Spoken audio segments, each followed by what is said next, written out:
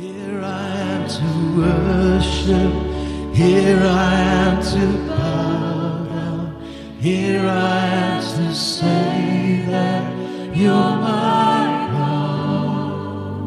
You're altogether lovely, altogether worthy, altogether wonderful to me.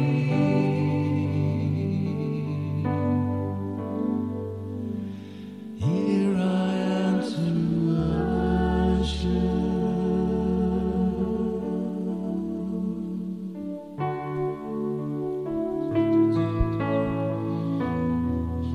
Waar jy staan, maak net gou toe jou oë. Kom ons bid saam. Vader, dankie. Dankie dat U vanoggend hier is. Here, ons is so bewus van U teenwoordigheid in hierdie oomblik. Ons is so bewus van 'n God wat opgedaag het in 'n week waar ons U nodig gehad het. Ons wil vanoggend vra, Heilige Gees, dat U in elke deel van hierdie diens beweeg. Here, dankie vir dit wat U al reeds in ons harte kom doen het. In die oomblik van aanbidding, dankie Heilige Gees vanoggend vir elke genesing van siekte. Dankie Here vanoggend vir elke hart wat terugdraai na U toe en sê, maar Jesus, ek het U so nodig.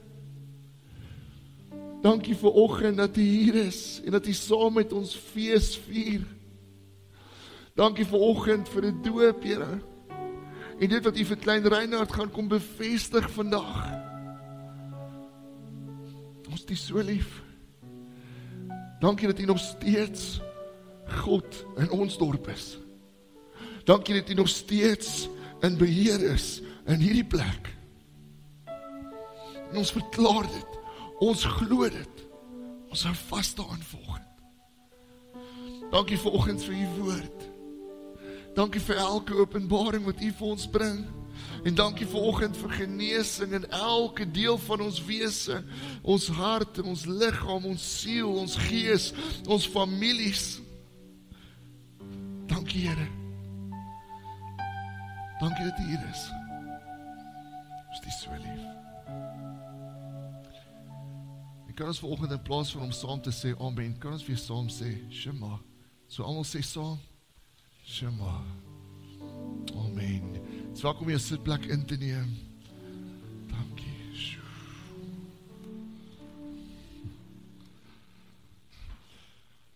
Kan ons net vir die lofspanne applaus gee? Ek dink dit was ongelooflik. Dankie julle. Ek ken ook nou Pieter se hart en ek weet Pieter vir julle gaan dit nie oor die applaus nie. Maar ek weet ook dat die Here eer. Die Here eer dit waarmee hulle besig is, die Here eer wat hulle doen. Ek wil vir jou sê, ons lofspan is al vroeg die oggend hier. So hulle is al vroeg die oggend hier aan die oefen, en ons vertrou regtig dat die Here elke keer kom werk in daai, wanneer hulle begin aanbidding lei. Dankie ook Hendrik vir die verwelkoming, en haar Shema deel. Ek moet jou sê, Shema, die konsep van Shema, as jy dit gemis het, gaan kyk verlede week se boodskap, maar dit het my hierdie week geroer. Want elke keer as die krag weer trip, en is weer 3 uur die middag, en ons ken daai. Dan kom my woordjie Shema op, en dan dink ek, maar Here, gee my net so bietjie iets om oor te moan, man. Dan kom Shema weer, so gaan kyk dit, en ja, mag het jou bedien. So ons begin vanoggend met ons Kersthema vir die jaar, en ek weet ons kom al nader aan Kersfees, kan jy glo? Toe ek nou die dag sien, die Kersgoed kom in Pick n Pay op, toe dacht ek, Here help, die begroting is nog nie daar nie, maar ons is opgewonde. So ons begin met ons Kersthema vir die volgende paar weke is 'n Kersbelofte, en ons gaan elke week kyk na sekere beloftes van die woord, spesifiek vir hierdie tyd, en dan al die pad wat oplei, of oploop tot Kersdag. En vandag sit dit vir my so kragtig, so ons praat vandag oor hierdie tema, die einde van duisternis, en ek wil net sê, hy het baie mooi uitgewerk, dit was nie beplan, dat ons die krag hierdie week ook afsit en die lig weer aankom nie. Maar prys die Here daarvoor. Want sê, die dag as ons begin bid vir dit, het ons moeilikheid. Maar ek so opgewonde, die einde van duisternis, want dit is vir my 'n tema, wat ons help om te verstaan, hoe kom Kersfees in die eerste plek, die geboorte van Jesus, die koms van die Messias, in die eerste plek nodig was, wat sy gebrokenheid, hy kom herstel en genees het, wat sy gebrokenheid, hy kom aanspreek het. So ek is so opgewonde, so ek gesê het, ons gaan later, gaan ons die doop ook vanoggend doen, en ek sien uit vir wat die Here daar gaan doen. Is jy nou baie opgewonde saam met julle, en vir ouers wat ook hier is, al die vriende, familie, dankie dat julle saam, ook vanoggend, en dit gaan vier. So kom ons spring reguit in die einde van duisternis in. So ons kry in Genesis 3, kry ons hier die verhaal van Adam en Eva, waar Eva spesifiek in die eerste plek, later ook Adam, mislei word deur die vyand, nadat hy hierdie een opdrag van God gekry het. Die een opdrag van God was, moenie eet van die boom van kennis van goed en kwaad nie. Wat doen enige stoute kind as jy vir hom sê, moenie aan daai ding vat nie? Hy gaan hom vat. Ek begin al dink, baie keer as ons 'n koppie koffie op die tafeltjie staan in die sitkamer, dan wil 'n mens amper vir die kinders begin sê, jy weet, jy mag maar aan hom raak, en dan gaan hulle dalk nie. So hulle kry die een opdrag, julle mag nie eet van die boom van kennis van goed en kwaad nie. En dan kom die slang, die vyand, in Genesis 3 na Eva toe, en hy vra vir haar hierdie, kom ons lees saam, Genesis 3 vers 1, dit sê die slang was listiger, ander woord vir listiger, slinkser, as al die wilde diere wat deur die Here gemaak is. En hy het vir die vrou gevra, het God werklik gesê, julle mag van geen boom in die tuin eet nie? En dan verduidelik Eva, en sy sê, maar dis nie wat God gesê het nie. Hy het gesê, ons mag nie van hierdie een boom eet nie, net van hierdie een. Maar wat doen die vyand? Hy kom in, en hy begin twyfel saai, in daai een opdrag. Hy probeer nie, om Eva hulle te kry, om op te hou glo in God nie. Hy probeer hulle net om op te hou kry, op te hou glo in die woorde van God. So om te twyfel in wat hy gesê het. So hy begin, hy sê, het God werklik gesê?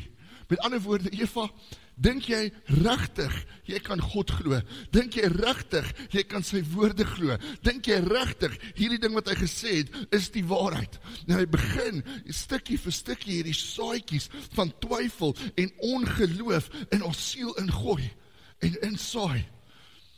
Wat het hy probeer doen? Al wat hy probeer doen het, hy het nie probeer om al weg te trek van God af nie. Hy het net probeer om al op 'n plek te kry, waar sy begin twyfel in die woorde van God. So hy saai hierdie saadjie vir saadjie vir saadjie van twyfel. En ergens op 'n stadium het daai saadjie begin ontkiem, en het 'n boom van ongeloof begin raak. Sien, is baie keer die een saad, dis baie keer daai een saadjie, wat ons wegtrek uit die wonderbaarlike lig van God af, in die duisternis in 'n plek van ongeloof, in 'n plek van woede. Dan dink jy, maar niks gebeur nie. Hoe is ek in die plek waar ek so frustreerd is? Hoeveel keer, ek vra myself afgestraand, ek wonder hoeveel keer in hierdie week, het ek gewonder of Eskom regtig ooit weer gaan regkom. En is 'n saadjie. Dis een saadjie, wat aanhoudend gesaai word. En dis dis dieselfde ding wat die vyand vandag nog probeer. Hy probeer om hierdie een saadjie in ons gedagtes te kom plant, soos met Eva. Dink jy kan regtig nog God glo? So hy probeer nie eers om ons te kry om op te hou glo nie. Hy probeer net om ons te kry om op te hou om die woorde van God te glo. Om een sin op te hou glo, een woord op te hou glo, een boek op te hou glo in die Bybel.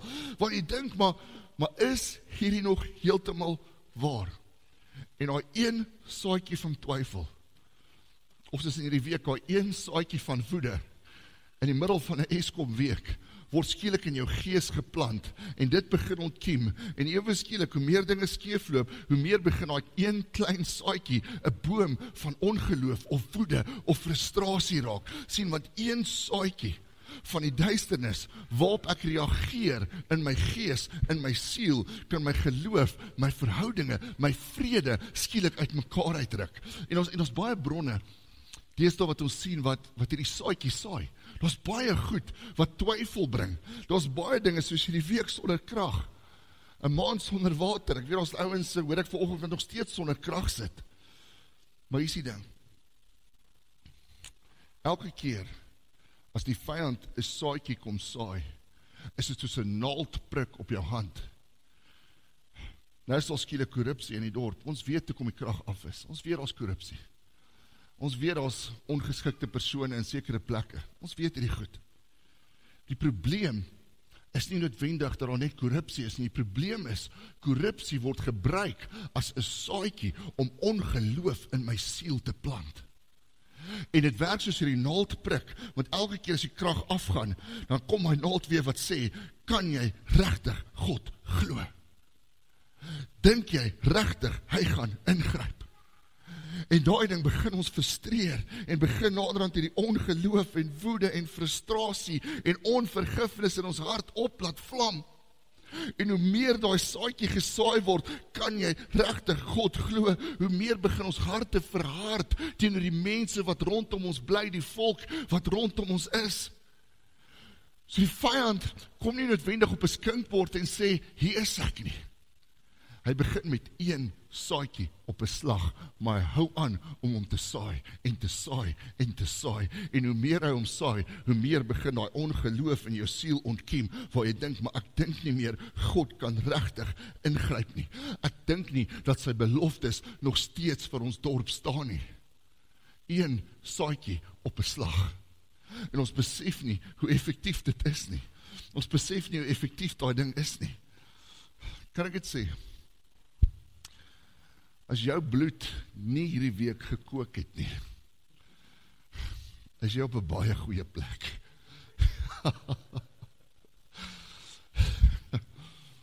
Of baie gelowig of baie naïef. Maar dankie Jesus vir genade. En ons prys die Here, ek is so dankbaar dat hy opgedaag het toe ons eintlik nie meer kon nie. Sien, in elke oomblik van ons lewe word ons soos Adam en Eva getoets. Ons fondasies word getoets, ons geloof word getoets, want die duisternis se mandaat is om te heers oor die hele aarde. En dis hoekom die aanval so groot is, en dis hoekom dit ook so subtiel is. Elke saadjie word gesaai om ons geloof te toets. Gaan jy regtig nog God glo? Korrupsie se saad is twyfel. Glo jy nog, God kan hierdie verander? Die dinge wat gebeur het hierdie week, se saad is woede, dis rasisme, dis al hierdie goed wat begin inkom. Glo jy regtig nog God oor hierdie dorp? En daai een saadjie hou aanval, en hou aanval, en hou aanval. So op 'n stadium, maak Adam en Eva droog, en julle ken die verhaal, hulle sondig, en die Here kom dan by Adam en Eva, en hy sê vir hulle hierdie, hy sê, Eva, jy sal pyn hê, as jy kinders in die wêreld bring, dis jou straf, vir die feit dat jy van hierdie saad geëet het, en Adam, die aarde is as gevolg van jou vervloek, as gevolg van jou sonde, en jy sal slegs na harde werk kan eet. Die Engel sê, once you've toiled your day away. Wel, dankie Adam vir daai. Maar later, is die straf van die saad wat hulle geëet het, die sonde is dat daar dood gekom het. Maar dan kom die Here ook na die slang toe. En die slang, die vyand betaal 'n prys vir die saad wat hy gesaai het. En vandag nog, kom ons lees saam, Genesis 3:15. In die 53 vertaling, sê die Here vir hom, hy sê, ek sal vyandskap stel tussen jou en die vrou, en tussen jou saad en haar saad. Hy sal jou die kop vermorsel, en jy sal hom in die hakskeen byt. Wat die vyand nie besef het nie, was dat die saad van twyfel, wat hy in Eva hulle ingesaai het, die saad van duisternis, wat hy probeer saai het, die grond voorberei het, die tafel gedek het, vir 'n radikale ingryping van God in die geskiedenis. Dit het die grond kom voorberei vir die Seun van God, om sy plek in die hemel prys te gee, af te kom aarde toe, tussen ons te kom woon, en die vyand self te kom verslaan. Dit het die grond voorberei. So uit 'n saadjie van duisternis gesaai, 'n saadjie van twyfel, maar dit het die grond voorberei vir die Messias om aarde toe te kom. En net so, wil ek vandag vir jou sê, die grond is voorberei in Delmas. Al die dinge wat skeefloop, al die duisternis, berei die grond voor vir 'n radikale ingryping van God. Die duisternis weet nie waarmee hulle besig is nie. Raak ons moedeloos? Ja. Raak ons partykeer moeg? Ja. Maar hier is die ding. Die woord van die Here sê, hier's hoop. Die grond is voorberei vir 'n massiewe ingryping van God. En partykeer vat dit langer as wat ons hoop. Partykeer bid ons vir 2 dae, 3 dae, 4 dae in 'n ry. En dan skielik gaan alles weer af. Skielik loop alles weer skeef. Maar die hoop is hierdie. Ergens gaan daar 'n radikale, geesvervulde ingryping in ons dorp, in ons huise, in ons gesinne kom. En gaan dalk by 'n stembus wees. November volgende jaar. Dit gaan dalk wees deur ons wat in die strate loop en fisies die duisternis in gebed uitdryf uit ons dorp uit. Dit gaan dalk wees deur iemand in 'n hoë posisie in ons munisipaliteit of waar ook al, wat tot bekering kom en sê, maar ek gaan van hierdie oomblik af die Here volg. Maar die grond is voorberei vir die Messias om te kom. Die grond is voorberei vir die saad van die vyand om vertrap te word. So die Here kom by die slang en hy sê vir hom hier, Genesis 3:15, kom ons lees weer. Hy sê, ek sal vyandskap stel tussen jou en die vrou, tussen jou saad en haar saad. So wat is die saad van die vyand? Die saad van die vyand is hierdie oomblikke van twyfel. Dis hierdie oomblikke waar ons dink, maar gaan God nog regtig? Daar Shema, is hy regtig nog in beheer? Maar dan sit ook, dis leuns, dis vrees, dis versoekinge, en saam met dit, hierdie nageslag van die vyand, die mense wat hom aanhou volg. Maar dan is daar die ander kant van die saad, en dis die saad van die vrou, wat verwys na die mense wat God volg, maar ook na die nageslag van God, die Messias, Jesus, die verlosser, wat in teenstryd gaan staan, in vyandskap gaan staan met die onheilige saad van die vyand. So hy sê ek sal vyandskap stel tussen julle, tussen hierdie 2 tipes saad, tussen lig en duisternis, engele en demone, die Messias en die prins van leuns. Ek gaan vyandskap instel tussen julle. En daai vyandskap is veronderstel om vandag nog aktief te wees. Maar ons leef nie altyd daarin nie. Ek dink wat my baie keer vang is, hoe gemaklik ons raak om nie in vyandskap met duisternis te loop nie. Ons raak gemaklik met hoe dinge is. Ons leer om saam te leef met hoe dinge in ons kultuur is. Met dit wat op ons TV's wys, met dit wat in ons dorp aangaan. Maar ons vergeet dat daar 'n vyandskap in die gees is teenoor duisternis. Ons is veronderstel om doelbewus deel van hierdie geestelike oorlog te wees. Maar baie keer ook ons gemaklik met hoe dit is. Iemand noem in die week vir my hier en sê, maar is dit nie interessant hoe ons boeties en sissies in Afrika, hoe hulle regkom en baie keer gesond word sonder mediese fondse nie? Hoe hulle hierdie radikale wonderwerke in hulle kerke sien en in hulle dorpe sien. En die vraag is, hoekom sien hulle dit so baie?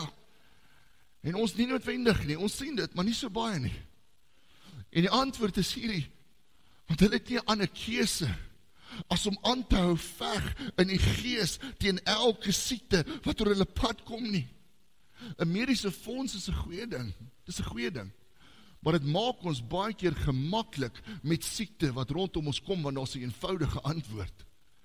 Ons raak gemaklik met duisternis in ons lewe en ons leer nie meer hoe om teen dit te veg, teen dit te bid, dit uit te dryf in die naam van Jesus Christus nie. Ons het nie meer daai vyandskap teenoor dit wat in ons lewe inkom wat nie van God af is nie. Ouens in Afrika het nie 'n ander opsie nie. Ek moet hierdie ding uitbid. Ek moet opstaan teen dit wat verkeerd is. Ek moet seker maak dat daai saadjie nie in my gees kom val nie. Maar sien, as iets teen jou gees ingaan, wat sê die woord? As daar duisternis in jou lewe kom, of dit siekte is, of dit krag is wat afgaan, of dit water is wat nie opdaag nie, Waar begin ek? Ek begin by 'n plek van vyandskap met duisternis. Ek het nodig om met te veg in gebed, te veg met die woord, te veg met die beloftes van God. Ek het nodig om fisies op te staan en te sê, Here, hoe staan ek op teen hierdie ding wat nie van U af is nie?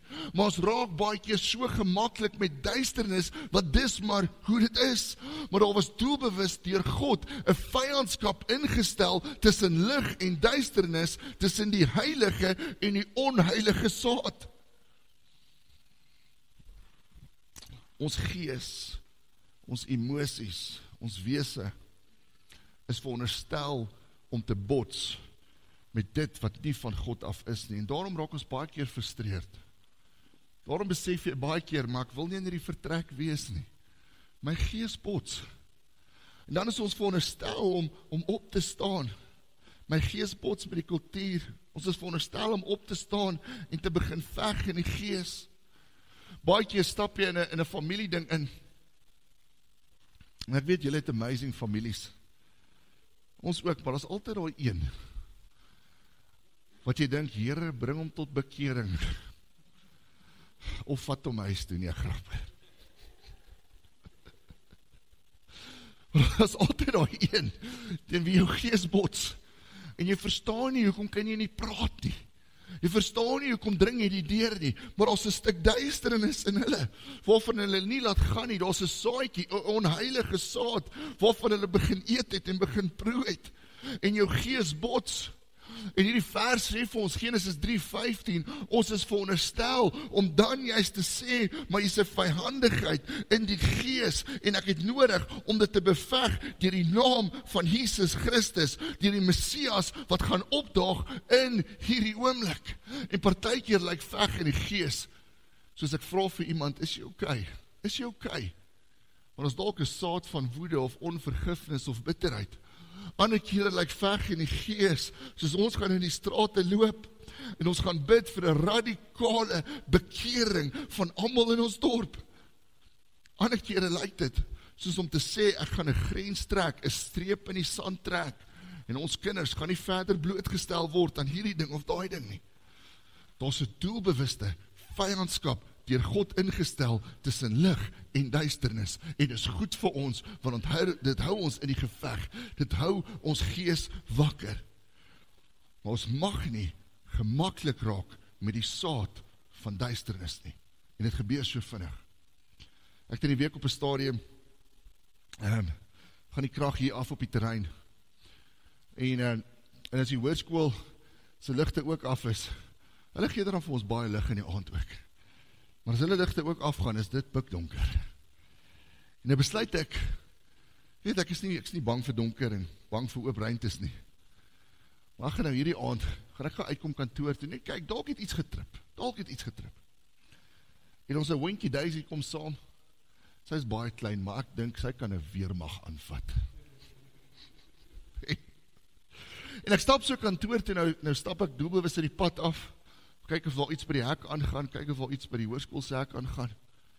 En terwyl ek so stap, hoor ek in die donkerte voetstappe agter my. En sê, nou kry ek hoendervleis. En begin ek dink, ag Here, en by myself dink ek, moet net nie omkyk nie. Hoe kan hy jou nie sien nie? En bestaan kom ek by die kantoor se deur, en ek roep kliphaar, Daisy, en ek hoor niks. Ek wil net sê, sy is 'n pikswart hondjie. En die volgende oomblik spring iets op my. Ek ontmoet die Here.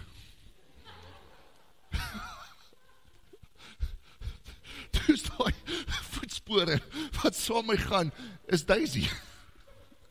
En sy spring, sy is pikswart, ek sien haar nie. Sy spring op my. Julle was amper nie meer hier nie.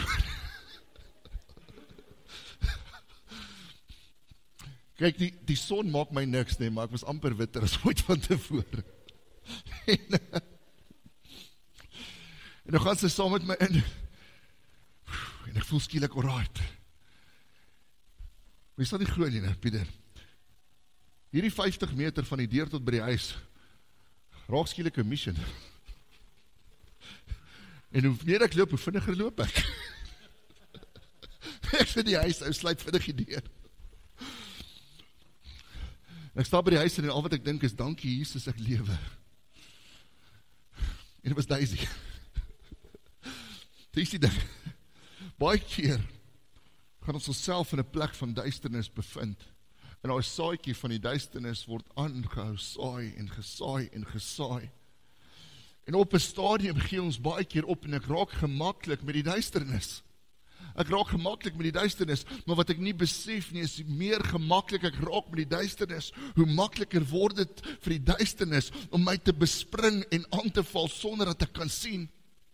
Sonder dat ek kan sien, ons mag nie gemaklik raak met 'n saad van die duisternis nie, of dit in ons dorp is, of dit in ons land, of dit in die wêreld, in die kultuur is, duisternis is nie ons erfporsie nie.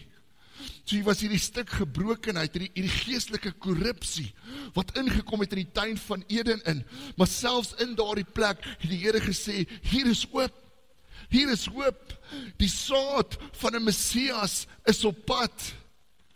En die mooie ding is, daai saad was op Kersdag gebore. Ek lees in die week weer die verhaal van Rahab en Joshua.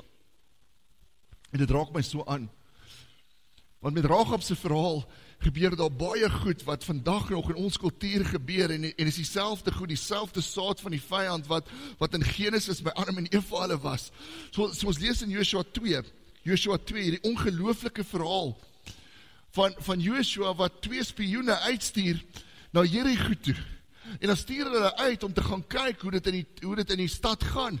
Hy stuur hulle uit om te gaan kyk waar hulle kan aanval voordat hulle met die volk by die stad Jerigo uitkom. En dan gebeur al die mooie ding. Soos wat hulle spioneer en kyk en neerskryf en observeer, word hulle harte geraak deur die stad. Maar dan op 'n stadium besef hulle, nou is ons in die moeilikheid. Hier is 'n duisternis wat neergesak het. En die koning van Jerigo hoor die spioene in die stad en begin hulle soek. So hierdie spioene, hierdie spies, hulle hardloop dan na die mure toe en hulle is besig om die mure uit te klim, want in die mure van die stad Jerigo was daar woonstelle en huise. En dan eindig hulle by die vrou Rahab. En Rahab was die een persoon wat mens sou dink, die Here gaan haar nie gebruik nie, sy is te ver weg. Hoekom? Want haar naam het in die strate gelê. Sy was een van die bekendste prostituie in daai tyd. Inteendeel, in die duisternis van die stad was sy een van die boublokke van die duisternis, maar sy was nie te ver weg vir God om haar te bereik nie. So dan kom die spioene by haar aan, en sy gaan steek hulle weg. En dan sê sy vir die koningse ouens, maar gaan kyk op daai plek, en weet jy, hulle is eintlik al uit die dorp uit. Jy gaan hulle nie kry nie. En dan sê sy vir die spioene hierdie, Joshua 2 vers 9 tot 10, ek weet, die Here gee vir julle die land. Ons is skrikbevange vir julle, al die inwoners van die land bewe van vrees vir julle. Ons het gehoor hoe die Here, en dan lees sy uit wat sy alles gehoor het, wat die Here vir hulle gedoen het. So sy sê, ek steek julle weg. Hoekom steek sy hulle weg? Want sy sien die saad van vrees en korrupsie en leuns en duisternis, maar sy steek hulle weg, want sy sien ook in hulle die saad van 'n Messias wat gaan opdaag. En hy sê, hy het al reeds hierdie plek aan julle oorgegee. Met ander woorde, ek weet, daar's 'n heilige saad op pad, want ek het gehoor, so sy erken die saad van die Gees. Ek het gehoor, en ek weet, hy het hierdie plek vir julle gegee. Hier is die mooi ding. Rahab was deel van die duisternis. Maar sy in die duisternis het die saad van God herken. En die duisternis, sê sy self, het begin bewe van vrees. Het begin bewe van vrees. Die duisternis gaan altyd die Messias herken. Ons kry byvoorbeeld in Handelinge 19, hierdie verhaal van die seuns van Skiva. En hierdie ouens was op hierdie mandaat gewees, op hierdie ding gewees, waar hulle gesê het, op hierdie roeping, ons gaan bose geeste uit mense gaan uitdryf. Dan kom hulle op 'n stadium by die een ou en ons 'n bose gees in hom en hulle sê vir mekaar, kom ons dryf vir die bose gees uit. En die oomblik toe dit probeer doen, toe begin die bose gees met hulle praat en hy sê hier die Handelinge 19 vers 15. Maar die bose gees het geantwoord en gesê, Jesus ken ek en van Paulus weet ek, maar julle, wie is julle? En wat vir my so interessant is hierdie bose gees ken Jesus. Hulle herken sy stem wanneer iemand deur die gees met hulle begin praat. Hoe ken die bose die Here?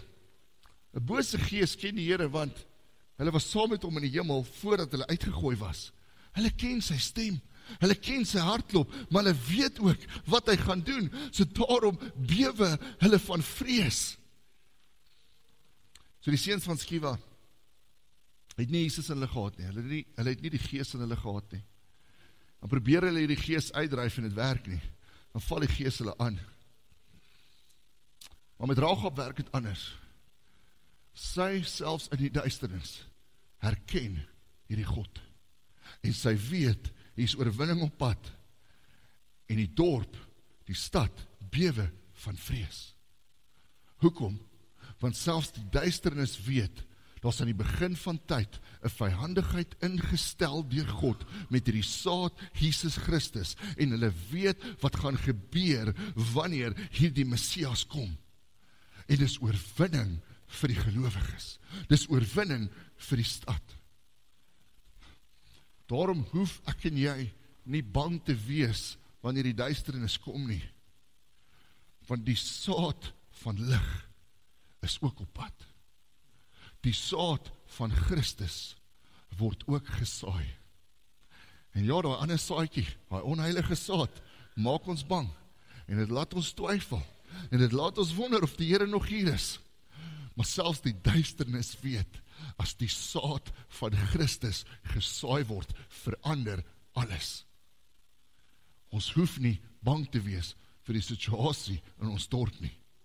Ons hoef nie bang te wees of te vrees vir die situasie in ons huise nie, of vir ons kerke nie, want die saad van die Messias is op pad. So Rahab neem die spioene in, dan steek sy hulle weg en dan sê sy vir hulle hierdie, Joshua 2 vers 12 tot 14, sy sê, ek het julle goed behandel, lê dan nou vir my 'n eed voor die Here af, beloof, met ander woorde teenoor my, dat julle my familie ook goed sal behandel en gee vir my 'n betroubare aanduiding, dat julle my ma en my pa en ma, my broers en susters en almal wat by hulle behoort, se lewens sal spaar en ons so van die dood sal red.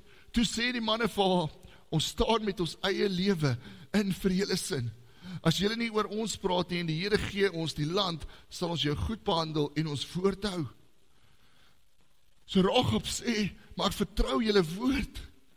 Sy wat in die duisternis is, vertrou die woord van die gelowiges. Hoekom? Want sy erken die saad van lig, die saad van die Messias. So selfs as die mure val en die stad word oorwin, hier's 'n belofte en ek gaan vashou aan dit. En sy het geglo dat daar belofte vir haar hele huis was. So hulle sê toe vir haar, sê Rahab, gaan bind hierdie bloedrooi tou voor jou venster vas. En wanneer jy daai tou vasbind, en ons sien dit as ons die stad inval, sal ons weet dat dit die huis is waarop ons nie eens 'n hand moet lê nie. Ons sê beskerm. Ons sal nie teen jou opstaan nie. Dan kom ons in Joshua 6 ewe skielik waar die dag aanbreek en die Israeliete is besig om Jericho in te val. En die Here gee vir hulle die strategie. Loop vir 6 dae lank, 1 keer 'n dag om die stad Jericho. En op die 7de dag moet julle 7 keer omloop en dan moet die priesters vooruitgaan en die ramshorings blaas. En as hulle die ramshorings blaas, moet al die manskappe hierdie kreet uitskree en dan gaan die mure val en julle kan inhardloop. So hulle loop om en om en om en om. En op die 7de dag loop hulle 7 keer om. Die ramshorings blaas, hulle skree en ewe skielik begin die mure in mekaar val. Die enigste deel van die mure van Jericho wat bly staan het, was die stukkie muur waar die huis van Rahab was. Het geweet. Selfs in die duisternis was sy nie te ver weg vir God om haar te red nie. Baie keer dink ons dorp, iemand in ons familie, iemand wat ons ken, is te ver weg vir God om te red. Selfs nie eens Rahab, wat in die duisternis geleef het, was te ver weg vir God om te red nie. Hier is die ding. Pieter sê vir ons 'n bietjie in die agtergrond speel. Dit was nie die klank van die geskree wat die mure laat val het nie. Dit was die gehoorsaamheid aan die woord van God. Gehoorsaamheid beweeg God se hand oor ons lewe. Gehoorsaamheid aan die woord roer God se hart. Elke keer as ons in gehoorsaamheid beweeg, veral in 'n week soos wat ons gehad het. Elke keer as ons Shema, elke keer as ons sê, Here, ek vertrou nog op die beloftes. Ek gaan opstaan in die gees, my plek begin vol staan as 'n seun en 'n dogter van God. Dan kom die hand van God in. En selfs al val die mure rondom ons, sal ons beskerm bly en bly staan. Gehoorsaamheid beweeg die hand van God. Baie van ons sit met Jerigo's in ons lewe, wat hierdie vesting is, hierdie fortified city, versterkte stad. En vir van ons is dit daai saad van ongeloof, of saad van twyfel, of saad van leuns, of saad van woede. En elke keer as iets gebeur, word daai ding weer geprik, en hy kom weer uit, en weer uit, en weer uit. Maar solank as wat ek vashou aan die Here, soos 'n Rahab, wat gebeur? Die hand van God beweeg oor my lewe, en hy begin een vir een daai Jerigo's afbreek. Rahab was later deel van die stamboom van Jesus. Sy was die ouma grootjie van Dawid, wat geboorte gegee het aan Jesus op Kersdag, wat geboorte gegee het aan hierdie heilige saad.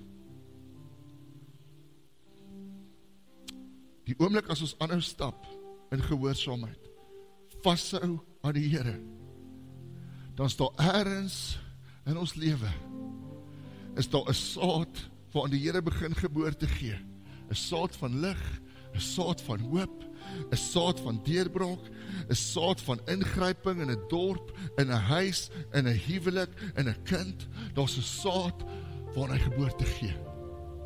En daai saad dryf alle duisternis uit. En wat sê Genesis 3:15? Dit sal die saad van duisternis vermorsel.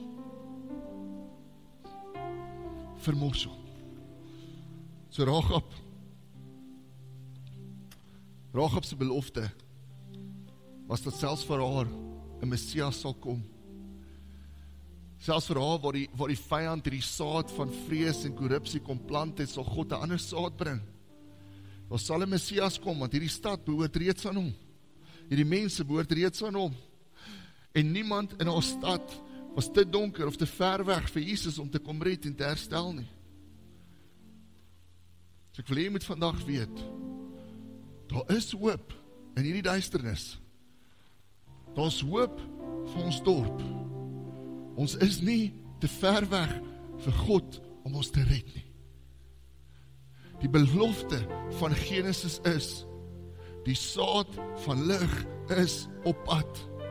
En ons het vyhandigheid met die saad van duisternis. En hy sal dit vertrap. Net soos met die rooi tou wat haar gered het. Is die Messias op pad. Hy sal hier en hy is op pad. Net soos die rooi tou wat haar gered het. Sal gehoorsaamheid in hierdie tyd aan die Here, aan sy beloftes, aan sy waarheid. Gaan ons in 'n plek invat waar ons besef, soos Jerigo, hoort hierdie dorp ook al reeds aan hom. En die vyand bewe, want hulle weet wat die saad van lig gaan doen. En ons oorwinning wat beloof is, Ek weet baie van ons sit met moeilike tye. Dit is moeilik as die water nie aankom nie. Dit is moeilik as die krag die hele tyd afgaan. En dan is daar goed rondom ons wat ook skeef loop. Maar die belofte bly staan. Die saad van lig is op pad. Die Messias is hier. En ons gaan vertrou soos 'n Ragab. Hierdie stad en hierdie stad is al reeds aan hom oorgegee.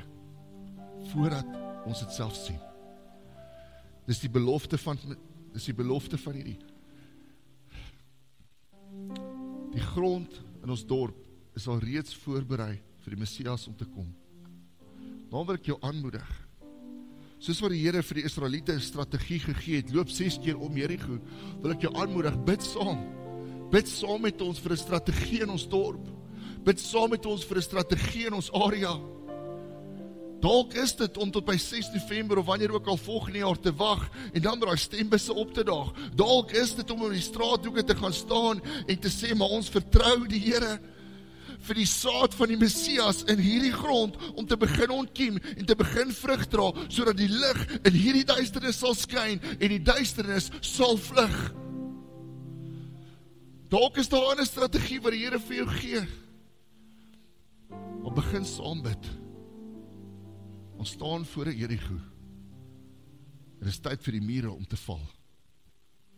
Kom ons vertrou en ons staan op in daai vyandigheid teenoor die saad van duisternis. Ons begin veg in die gees. Die tyd is hier. En dankie vir jou hart. Dankie dat jy saam bid. Dankie dat jy saam veg in die gees. Dankie dat ons saam met die Here hoop kan skep vir ons dorp. Van hierdie oomblik af kan ons nie meer deelneem aan die saad van duisternis nie. Ons kan nie murmureer en goed uitspreek wat nie waar is nie. Want die Here is hier en hy is besig. En selfs hierdie dorp en ons gesinne en ons families en ons kerke behoort aan hom. Daar's hoop. Daar's hoop. So kom ons sluit af met 'n laaste lied en dan gaan ek vir ons die seën uitspreek vir oggend.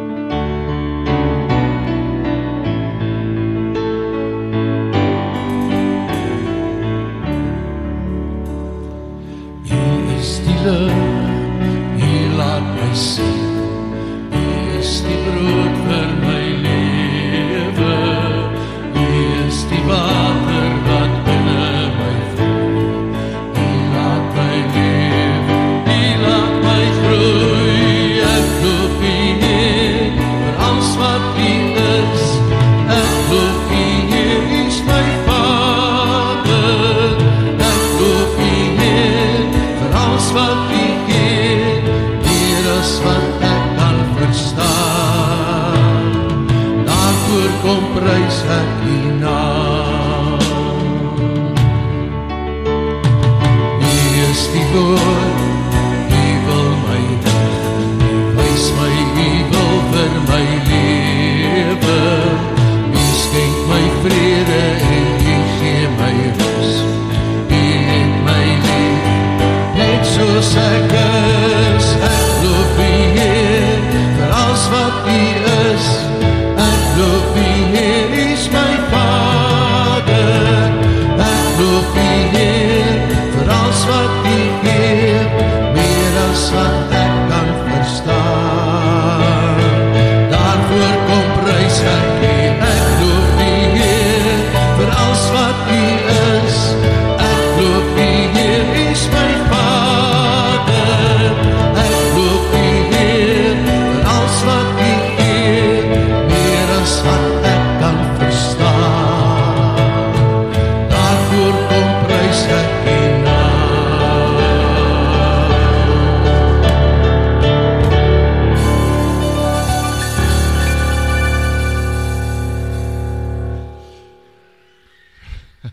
Daar is dit 'n groot amen. Amen. So kom ons hou aan veg in die gees.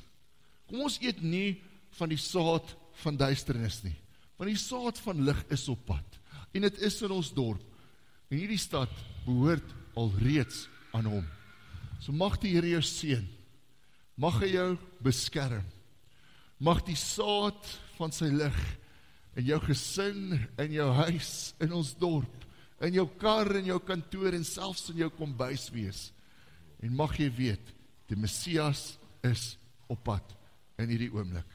In die naam van Jesus Christus. Amen. Dankie dat jy hier was, dankie dat jy ons seën. Ons het nie 'n kuiertyd na die tyd vandag nie, of in die vakansietyd nie. Ons sien jou volgende week en hoop jy 'n wonderlike week verder.